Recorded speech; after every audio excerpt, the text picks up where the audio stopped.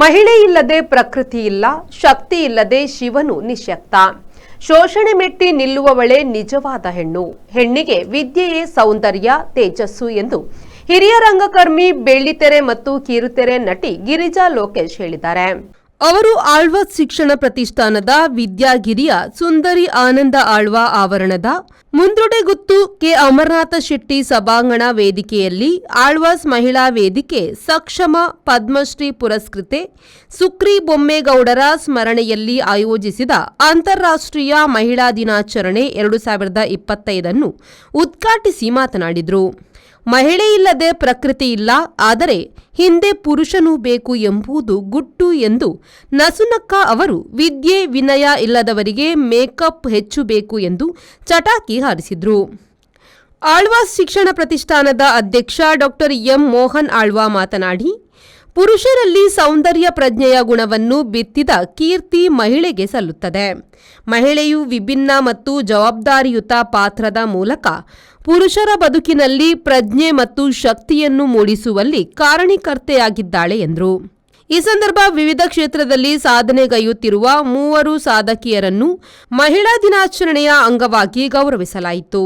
ಮಹಿಳಾ ಉದ್ಯಮಿ ಮತ್ತು ಇವಾಲ್ವ್ ಸಂಸ್ಥೆಯ ಅಧ್ಯಕ್ಷೆ ದಿವ್ಯಾ ಡಿಸೋಜಾ, ರಾಷ್ಟ್ರೀಯ ಚಿಂತಕಿ ಮಾತಾ ಮೀನಾಕ್ಷಿ, ಭತ್ತದ ತಳಿಯನ್ನು ಸಂಗ್ರಹಿಸಿ ಪೋಷಿಸುವ ಸಾಣೂರಿನ ಸಾಧಕಿ ಬಾಲಕಿ ಮರಿಯಂ ಅಫ್ನಾ ಅವರನ್ನು ಗೌರವಿಸಲಾಯಿತು. ಗಿರಿಜಾ ಲೋಕೇಶ್ ಅವರನ್ನು ಸಂಸ್ಥೆಯ ವತಿಯಿಂದ ಗೌರವಿಸಲಾಯಿತು.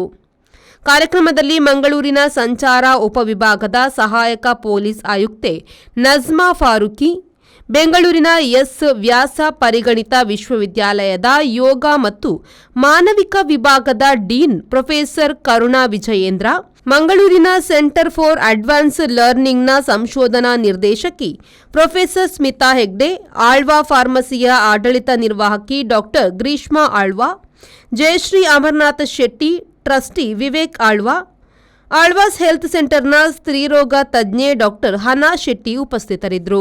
ಜೊತೆಗೆ ಬಂಟ್ಸ್ ಅಸೋಸಿಯೇಷನ್ನ ಸದಸ್ಯರು, ಸಂಸ್ಥೆಯ ಹಿತೈಷಿಗಳು, ಸಕ್ಷಮದ ಪದಾಧಿಕಾರಿಗಳು, ಆಳ್ವಾಸ್ ಶಿಕ್ಷಣ ಸಂಸ್ಥೆಗಳ ಮುಖ್ಯಸ್ಥರು, ಉಪನ್ಯಾಸಕರು, ವಿದ್ಯಾರ್ಥಿನಿಯರು ಉಪಸ್ಥಿತರಿದ್ದರು. ಪ್ರೇಮಶ್ರೀ, ವಿ4 ನ್ಯೂಸ್, ಮೂಡಬಿದ್ರೆ.